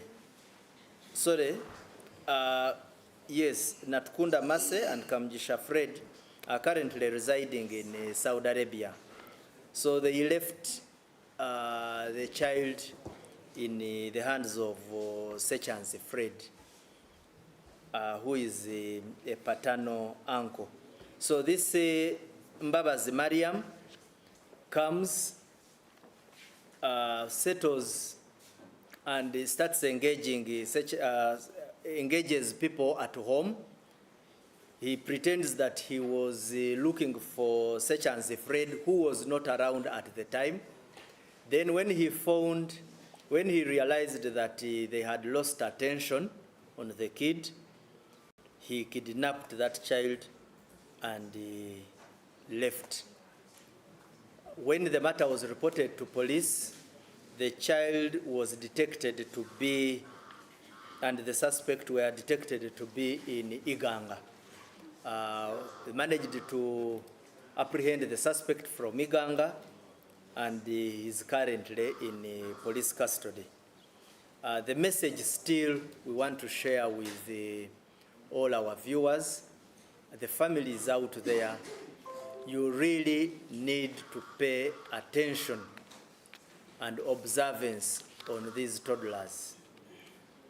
At home, on their way to school, on their way back home, on their way to where you send them to markets, shops, and trading areas, that they are vulnerable.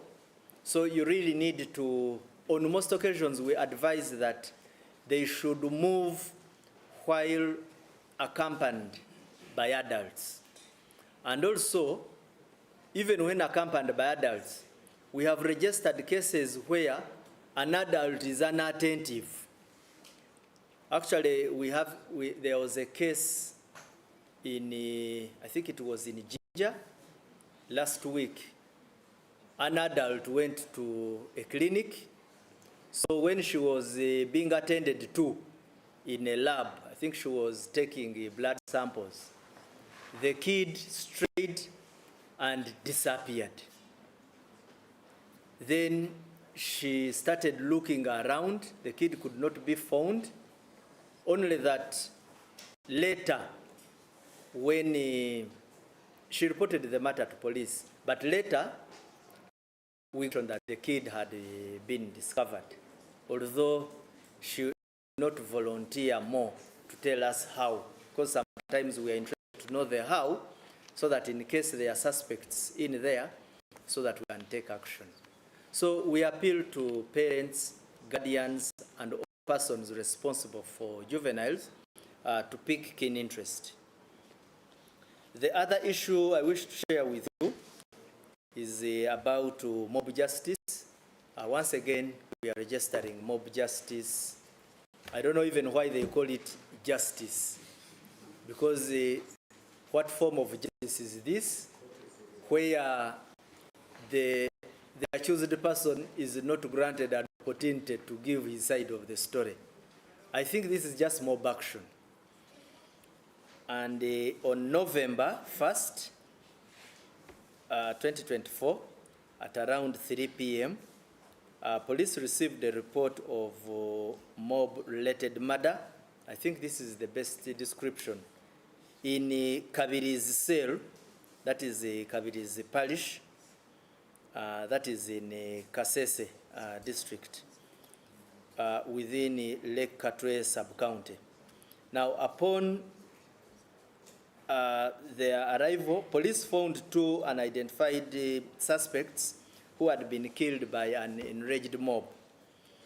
Nearby, they discovered the remains of a slaughtered black cow belonging to one Muhungulu Amos, an 80-year-old cattle keeper residing in the same place. Additionally, police found a machete and a knife that was recovered from the scene. Police at the scene observed that the suspects seemed to have hastily cut the meat into pieces, common with the slaughtering of stolen animals. The residents were unable to identify the two deceased males, but what you should know is that these males were got by people and lynched to death on suspicion of stealing and skinning an animal. In a related incident, police in Bukandula, Gomba district, received the information on November 2nd, 2024 at around 6 a.m. in the morning regarding Serugunda Vicent, a 54-year-old male resident of Chigo village in Sali Parish, Kabulasoke sub-county. Villagers found him moving with a black male goat, and he could not account for its ownership. This led to villagers assaulting him, actually stoning him until he succumbed to his injuries. So we took his body to Gombe Hospital and exhibited the remains of the goat. Now, the message of police here is that we condemn mob justice. Reason, it undermines police efforts to trace accomplices in crimes. It also erodes the presumption of innocence for suspects and poses a significant risk of innocent individuals becoming victims. Probably if the 50-year-old victim of mob action had been granted an opportunity to speak about the origins of the goat, probably if they had allowed us to know if he was working with accomplices, that is, if he stole it. Then second also, people need to know one thing. There are different reaction regimes in human beings when under fear. Now, this one must be understood by the people who carry out mob action, that there are individuals whom, if he was to be confronted by a mob, he loses the guts even to speak. He loses balance, he loses the ability to communicate, because people have different temperaments, have different reaction patterns. So there are people who have been subjected to mob justice because they can't talk after being apprehended. But when you find that you subject them to a cool environment, they cool down and explain. But also, equally is the point I've made, that please allow us have an interaction with these suspects. Because on most occasions, you may find that the person you have in your hands, you as a mob, actually did the least participation. Because sometimes they are architects of offenses who are in their comfort zones. In cattle corridors, for instance, you will find a well-placed, a person with the properly established income, but when he is the one who sends thieves into various farms to go and steal. Now, when we get these prime suspects, we usually find ourselves making good breakthroughs in this nature of offenses. Because when you kill these front runners, the prime suspect or the architect recruits more. It happens in the theft of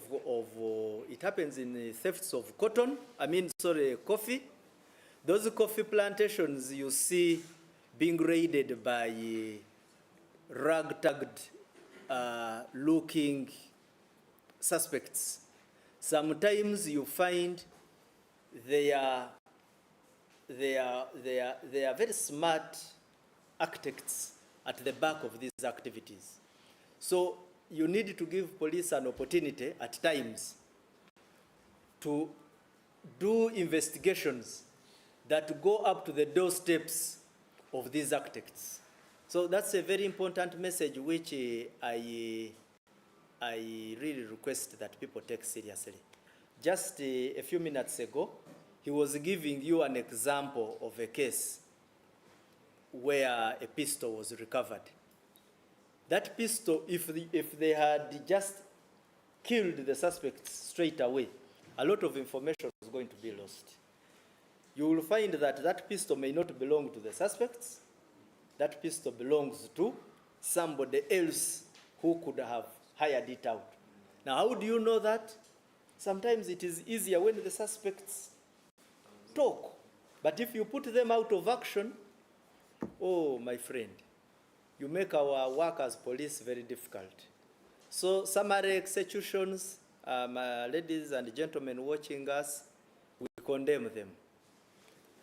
Lastly, allow me pass on this information.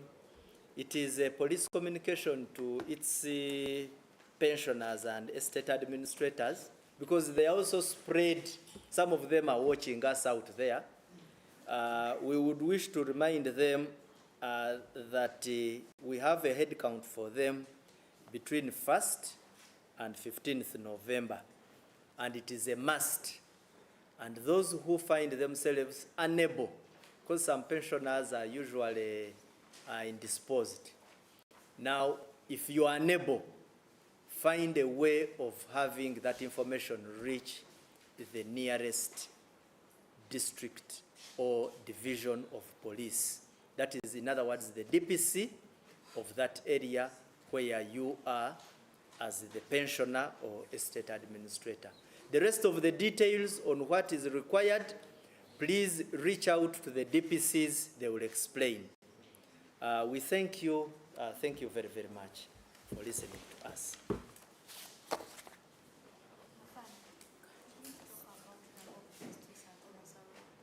Pardon? I expected him to.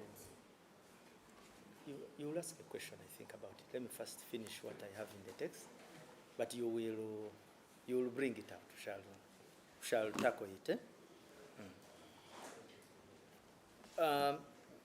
Mbalamusiza mwena abatulaba n'abatuwuliriza bali eyo, naye ate also nziramu okulamusa bannamawulire bendi nabo mu press conference yaffe wano nti mwasuze mutya. Nga bwe mumanyi buli Monday tubawa incidents ezibaddewo mu week, naye ate also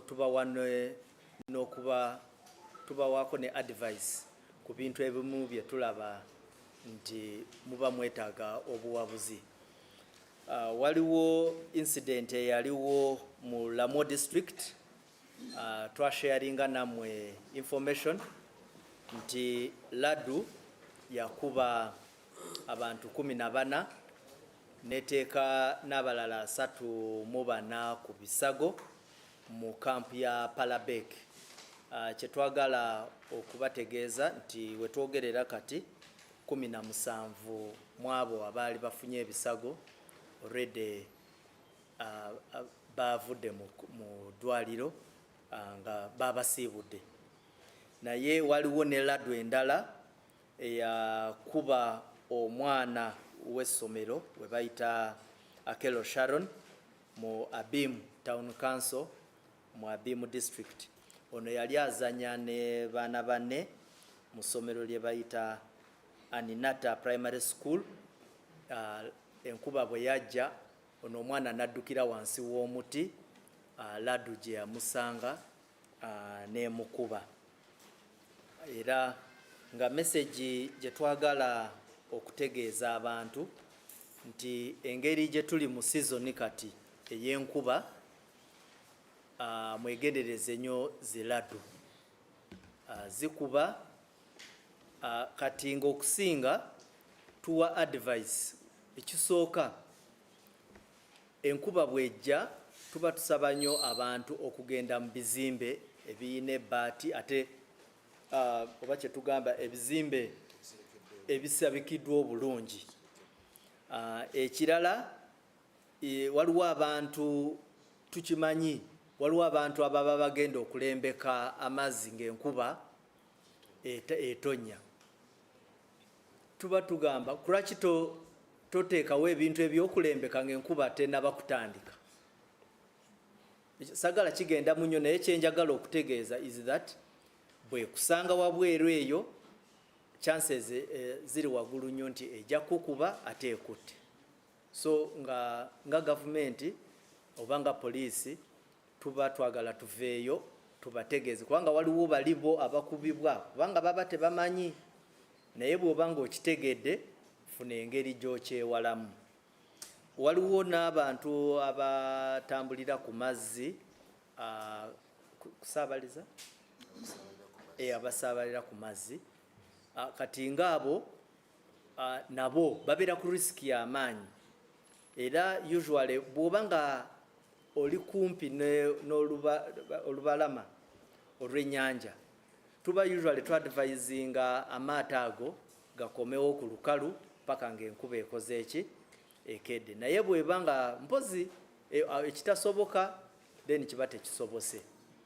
Then also abakugu nabo batera okwadvisinga nti ebyuma waliwo bw'osanga omuntu ali mu nkuba ate akutte ne ku kyuma. Abaami bano abakola zi welding ebyuma ebyo twagala okubalabula nti bikondakitinga nnyo amasanyalaze era laddu ng'eyo bwebeze ne kusanga ng'oli mu byuma ebyo eyinza okuyisa obubi. Otherwise tutuusa okusaasira kwaffe ku abantu abatuusibwako obuzibu okuva mu laddu eyo. Issue endala gye njagala okusharinga nammwe ya Mityana, omwami omu ne mukyala we, omwami we bayita Mugwanya Henry ne Nyanzi Betty aba wa Buswa Bulongo, Busimbi Division Mityana Municipality. Abantu bajja ne babaatakinga ne mapangas, emigo n'ebintu bingi nnyo ebyebisi. Bakozesa wishi ne piki ezimu kye mutera okuyita okusalako. Baali baddayo eka ne babasalako ne bababba ebintu bingi. Bano kapa eno ekola mu mobile money. Naye ekyomukisa omulungi bwe baloopa ku Mityana Police Station, poliisi yayimukiramu era ebintu ebisinga ebibbe twafunako naye okusinga obujulizi obulungi that n'essimu gye baali babbye ku mukyala oba ku kapo eno twagifuna essimu ya Samsung. Then n'ebintu ebirala bingi. So twasobola okukwatayo abantu 8 betuteebereza mu bubbi buno. Then twagenda mu maaso ne tukola search mu bantu bano betwafuna twagoberera emmotoka ya Wish eyo twagisanga Bweyogerere. Naye bwe twagisanga Bweyogerere twagisanga eyina ebintu bingi ebikwatagana ne bye twali tunoonya. Twabasanga bano ababbi nga bayina police jaketi ya police eya madowadowa. Madowadowa abajambala be ba FFU Field Force Unit bano abalwanisa obujagalalo. Then bano ababbi twabasanga ne marijuana enjaga temanyi tetera kubula mu bantu nga bano. Twabasanga ne jango boots ez'amagye, twabasanga n'enkofiira ey'amagye gye tuteebereza okuba eya UPDF, twabasanga n'empingo toyinza kutegeera oba basuspect abantu baabwe be bakwata bamala ne babasiba naye bano usually bw'olaba empingo zino otegeera nti oluusi bamanyi n'okwerimbika mu kukwasisa amateeka. Then twakwatayo ne piki registration number UGG 178J ne UGD 618B. Wish motoka ya Wish eri number plate UBB 560K. Then esimu jembadde njogerako eya Galaxy eya Samsung ya Galaxy A14 eyo gye twafuna. Kati bano nga bwe twogedde tuyina obujulizi bungi bwe twabafunyeko, especially ono yali avuga Wish we bayita tumwekwase Innocent. Oyo ye atuwaddeko obujulizi obulungi obujja otuyamba okutambuza guno omusango. Then twagala case endala oba incident endala gye twagala okusharinga namwe yeno eyakatambi kemwalaba ak'omukyala. Kati this time wano wo simanyi bwengenda na kukyogera naye omukyala w'ettima nga ono omukyala wa twamu akatambi kayita ne kagenda ku social media, abasinga mwakalaba nga obubi eba empitambi nga omwana yasoka namufukira namukola ebintu bingi nnyo. Ndowooza ojja okukitegera bulungi bw'olaba akatambi, namusiiga empitambi namukola ebintu bingi nnyo, naye nga mu kigambo kimu tocha yayisa bubi omwana. Era akatambi ako bwe kayitamu, omanyi ekirungi is that naffe nga poliisi ku mitimbagano tubaako, ate n'ekirala abantu batera okututuukirira. Era waliwo ne wano sagala mwatuukiriza naye yali mwabe basooka munnamawulire n'agamba kana akatambi mukalabye, era twagala naye tumusiime. Bwe twakagoberera oyo omukyala twasobola okumufuna, naye twasanga nti maama w'omwana yali amuwadde omwana okumukola ki okumubeererawo ng'ono taliiwo. Naye ensonga tugenda ffe nga poliisi kye tugamba kiri kimu, ono omukyala tulina okulaba nti ebikolwa bye bino abonerezebwa oba abisasulira, kubanga bye yakola si bya kintu kiramu. Naye ne advice endala twadvisinganya abantu nti mubeere nnyo n'eriiso ejogi. Abantu abamu abasobola okukola ebintu nga bino bw'obeetegereza obulungi oluusi emitwe giba tegikola na bulungi. N'ekirala abantu mu neeyisa zaabwe wabeerawo signs ezitandika okulaga omutemu, omuntu akola ebintu nga bino, because ono yali asobola okukola n'ekirala. Naye usually mu luzungu oba ba psychologists bakugamba wabeerawo ekintu kye bayita red flags. Omulalu nga tanaba gwa ddalu wabeerawo obuntu obulaga bwe mumulaba, era kyova olaba abalala abamu omulaba n'okumulaba n'ogamba ono ndowooza mutera okuwulira abantu nga bagamba ono nga waya zirabika zivuddeko. So usually wabeerawo red flags. N'ekirala weebuuze ono omuntu akola mulimu ki, because kati ng'ono tulimubuulirizaako naye kuluza ffe zonna ziraga nti alabika muntu emirimu gy'akola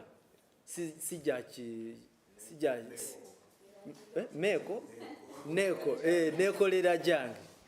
Abakitegedde nkimanyi bakitegedde. So abantu abali mu bizinesi ng'ezo usually batera okuba nga be bantu abasobola okukola ebintu nga bino. Naye nga bwe tugambye nga poliisi ono tugenda mubonereza. nga tukwataganidde wamu n'ebitongole ebirala ebikwasisa amateeka. Ne twagala n'okusiima oyo eyaggyeyo akavidiyo ako, because akavidiyo kadde kasobola okusigala mu ssimu y'oyo omukyala n'ekintu kino ne kigenda mu maaso nga tetukitegedde. So era twetaaga ne tumu then tuyinayo ne keesi endala era nayo yabadde mu Masaka City naye mu kitundu kya Mpungwe Village mu Nyendo Mukungwe Division. Eno yo waliyo omwana we babbye, omwami omu yajja n'agenda mu maka ga Nabatanzi Betty ow'emyaka 7. Ono omwami bamuyita Ashraf yajja ng'omukozi. Bwe yajja mu maka ago yali yakamalawo nnaku 3, kati n'akwata omwana we bayita Kezala Frank w'emyaka 7 okumutwala ku ssomero. Kati mu kumutwala ku ssomero teyamutuusaayo, instead yabula naye. Bwe yabula naye mu ddakiika ntono n'atandika okusaba mu luzungu kye tuyita ransom oba akasente okusobola okulekula omwana ng'asaba miliyoni 4. Naye ekyobulungi poliisi yayimukiramu bwe bamala okugibuulira neteekako ono omwami pressure oba kye tusobola okuyita akazito, n'asuulawo omwana. Era naye tetutudde tukyamunoonya era tulina essuubi lingi nti tujja kuba tumufuna. Omwana bamusuula mu kyalo kye bayita Kasaawa Sel Kibonera naye nayo Masaka. Tuyinayo ne keesi endala eya kidnap. Eno yabadde ku Salama Road mu Kigaga Zone, omwana ow'emyaka 3 ng'asomera Jubilee Nursery School. Ono ye omukyala suspect we bayita Mbabazi Mariam yatuukirira amaka ago n'ajja. Abazadde b'omwana ono bakolera bwe yalaba nga omwana tebamutaddeeko maaso n'agenda naye n'abula naye. Era bwe ba reportinga ku police twasobola okufollowing up ne tukola okunoonyereza ne tusanga nga omwana bali bamututte Iganga nga era ekirungi poliisi yateekamu amaanyi nekozesa bambega baayo nekozesa buli kimu kye yali esobola nga kusanga ng'ono omwami tumukutte. Era wetwogerera twamukwatira Iganga, kati wetwogerera tumuyina mu kaduukulu kaffe era agenda ku bitebya. Tuyinayo incident endala. Yes. Maybe waliwo information gyembadde because nga bwe tugambye nti tutera okuwa oku advice eri abo abatulaba. Information gye tutera okusharinga n'abantu. 1, abaana bano mubateekeko amaaso, especially 1, abaana bwe baba bagenda ku masomero. Tuzze bulijjo nga tubagamba nti omwana bw'aba agenda ku ssomero omuntu omukulu amuwerekere agende amukwase abasomesa. Teriyo nti toyina budde. Bw'otabeera na budde bino bye tutuukiriramu bino. Era kyamukisa mulungi nti bano abaana tusobodde nga okubafuna nga balamu. You can end up getting a dead body. So funayo obudde obutwala abaana ku ssomero n'okubajjayo. Abaana be mutuma ku maduuka wabeerewo omuntu omukulu awerekera omwana bw'oba nga oyagala omwana akole ki, oba mutume abantu abakulu. Wano lumu twabaleeterako keesi gye baatuma omwana omuto ku ssaawa 2 ez'ekiro ku maduuka. Era omwana oyo kya ending up nga naye bamuwambye nga ne ssente bazisabye abazadde. So tuyina advice ezo ze tubawa. Waliwo n'ekirala,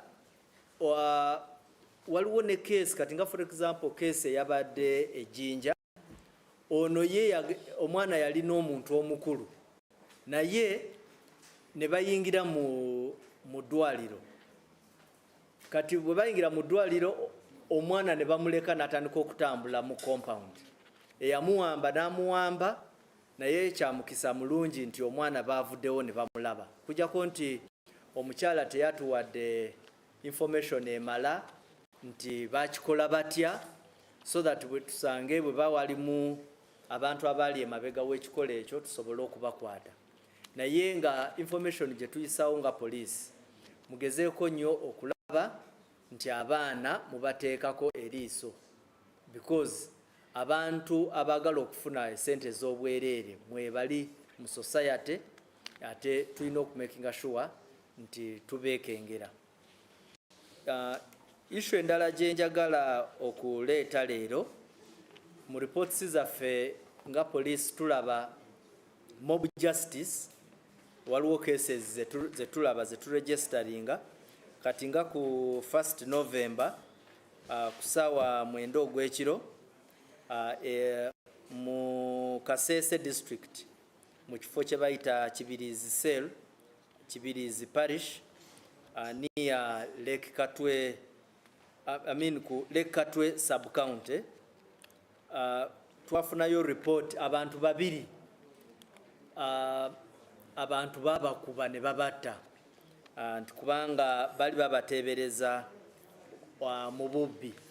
Yes, weewaawo babasanga n'ekizibiti eky'ente eya muzeeyo omu we bayita Muhugulu Amos, nga n'ente baali bamaze n'okugibaaga. Naye kyetuze tugamba abantu nti abantu bano twetaaga ne bwe muba mubakutte mubatuwe. Waliwo ne keesi endala eyali e Bukandula Mugomba district, era nayo omwami omu we bayita Serugunda Vincent ow'emyaka 54 naye bamusanga n'embuzi naye nga tasobola bulungi kwenyonyolako wajajije, naye bamukuba ne bamutta. Now cases zino zonna kyetugamba is that kati nga zino za bisolo, buli bwolaba ebisolo bye bateebereza okuba ebibbe, sometimes fe experience yaffe nga police, sometimes wabeerayo ababbi mbayite lukungwe lukulwe, ababbi lukulwe, nti mwe mu maaso wano mujja kulaba ono ayingira mu kiraalo, ayingira mu faamu nabba embuzi nabba ente, abamu kati ng'embuzi n'agiteeka ne ku gundi n'adduka nayo. Naye wabeerawo ababatuma, oluusi wabeerayo e mafia group yo etuula eri n'erinda ono n'aleeta, then bo ne bateeka ku motoka ne bakola ki, ne batwala be bananyini nyama eyo. So usually kyetwagala mwe ono we mulaba mu maaso ali just part of the group, naye nga group eba nnene. Waliwo omuguzi w'ennyama enzibe, waliwo atuma, waliwo atransportinga. Bw'ogenda mu nkoola eyo wabeerawo omuntu nga ye omulimu gwe guli mu transport, okuvuga ebibbe. So bwe mujja ne mutuyamba ne mutukwasa ababbi bano, kyeyina eyo yonna tugikutula. So kyetubasabira nti mob justice mwe muyinza okulooza nti ekola, naye sometimes tulemesa okutuuka ku chain y'ababbi bonna abo okulaba nti bonna tubajja mu system. Oluzo ne mu luzungu mbadde nkyogera, simanyi kwaki tugiyita na mob justice. Toyinza kukozesa kigambo justice ng'omuntu we babonereza tebamuwadde chance kwenyonyolako. Ndowooza eyo mob action. So kye tubasaba mutuyambe mututuuseeko abantu abo. Wano Luke yabawadde keesi ya bano abagenza okubba ku supermarket ya Mama Mia. Ebintu bwe bitatambudde bulungi, abantu ne babasimbako ne babakwata. N'emmundu ne basobola ogifuna. Kati eyo emmundu eyo nga gye mulaba etuyamba okutuuka ku abantu bonna abali mu chain y'emmundu eyo. Emmundu eyinza okubba ku supermarket naye nga nannyini mulala. Naye ate anagenda tuyamba okufuna nannyini bano ababbi. So tubasaba mugezengako nnyo okulaba nti mutukwasa ababbi abo ne mutaba subjectinga to mob action. Akasembayo kano kaffe nga poliisi era kubanga nabo abatulaba abali ku ntimbe nkimanyi abamu bapensiona. Kati bapensiona baffe twagala okubategeeza nti nga okutandika ne lumu of course lwayise paka nga 15 November tulikola verification era bonna bapensiona mu nnaku ezo lumu ne 15th November bonna tubeetaaga ku police headquarters. Bapensiona nga bwe mumanyi abamu baba bakadde nnyo. Bw'obanga tosobola ng'oyina ekizibu kyonna ekitakukiriza kutuuka ku police headquarters, manyisa DPC akuli okumpi. Era kye tubadde twagala okutegeeza, naye eno exercise yo yeetaagibwa kubanga bw'otagikola eyinza okuaffecting engeri gy'ofunamu pensioni wo. Mwebale nnyo, mwebalire ddala okutuwuliriza. Mwebale nnyo.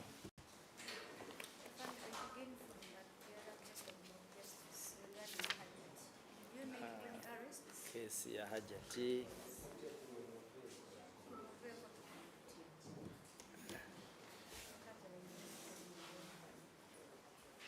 Kale. Any other question? Yes, sir.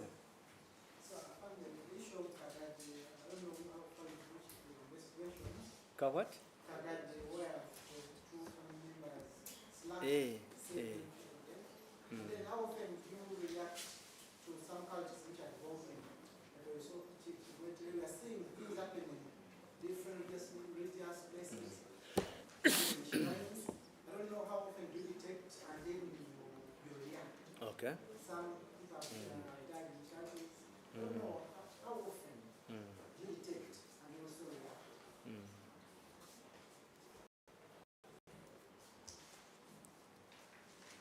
Can we go with those? I think. Now, you are again dragging the Hajat issue again. Now, for me, my advice about the Hajat issue, just once again as police, of course for the background, you know what is going on. That matter, like I have earlier said, police, we did our part.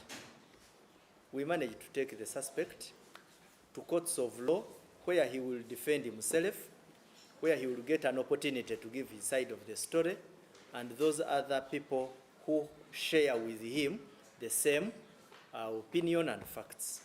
Now, I've heard of situations where she has been subjected to treatment which almost amounts to mob justice. Similarly, for her, we only advise one thing. Let her go out and report to police. When she reports to police, police will appropriately answer to her seek for justice. She's alive, she's an adult, she's not new in interaction with police. Let her come out, make specific accusations, she will be assisted. Kagadi investigations. Of course, when you say Kagadi investigations, I need to give some viewers some background. In Kagadi, you will recall that we had an incident where people, there are two brothers, went and attacked people with machetes, killed and injured others, which matter is under investigation. At the moment, we have not yet, personally, I've not yet got a further brief, but what I know is that there is work in progress. If I had been alerted earlier, I would have secured more facts for your consumption. But it comes in line with the other questions you have asked about the cults. A cult, let me tell you one thing about cults. It becomes a cult when that association of people starts displaying certain unpalatable or red flags. You start seeing certain conduct. At times, yes, if by good luck our intelligence picks this information, we get it. But you also need to know one thing about cults. The people who conduct themselves as cults try as much as possible to hide their tracks. They try to do a lot of their business in hiding, in very closed environments. Now, usually the best advice is the victims. Victims and recruits are the best sources of information. And whenever they come out and volunteer this information, security fast tracks it and then takes action. I do not want to only conclude that the motive was because these people were a cult. I would prefer, as a professional, to wait for the final information coming out of an investigative report. There are allegations that the motive was because these people were a cult or belonged to a cult. As a professional, I still insist that for me, I do not want to draw that conclusion. Reason, an investigation can come out much later and it gives you totally different motive. Until I read the final report on this matter, I am disinclined to jump into a conclusion on the motive of the matter. But the question as to whether, how often do we detect and react? For those which we have managed to detect, if we manage to detect any, we would act certainly, without a doubt. Although, if my memory can serve me well, I don't remember the last time we had a cult.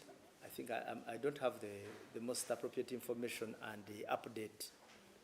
But if we were to detect any, we would not give them a chance to sleep without being nabbed in the bud. Yeah, I thank you about that one. Maybe mu Luganda, kyembadde njagala okuwa ombuziza ku kya Hajati.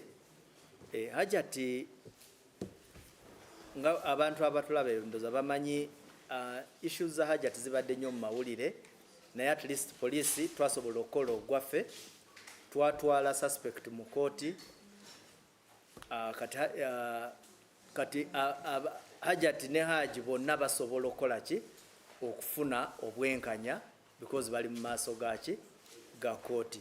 Although usually kyendabyemu wadde sikyogedde mu Luzungu, mistake abantu gye bakola, ekintu bakitadde nnyo ku Hajati, naye waliyo victim omwana. Waliwo olusi bw'owulira tujjayo omusango. Hajati talina buyinza bujjayo omusango because Hajati tebamusobyako.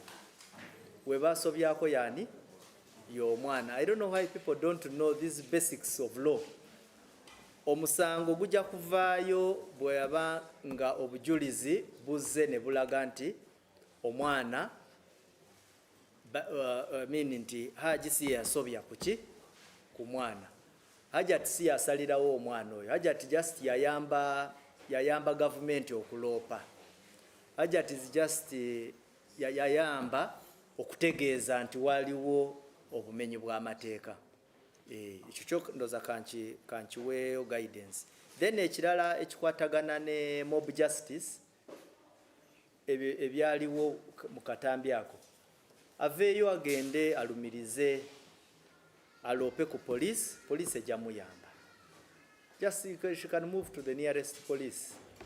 Naawe wenyini we baali nsuubira waliwo police, agenda akole ki, yeetuukirire ku police bajja muyamba. Omukulu issue ya investigations Kagadi nga bwe mumanyi abaami babiri batema abantu, abamu ne bafa, abalala ne babatuusaako obulabe.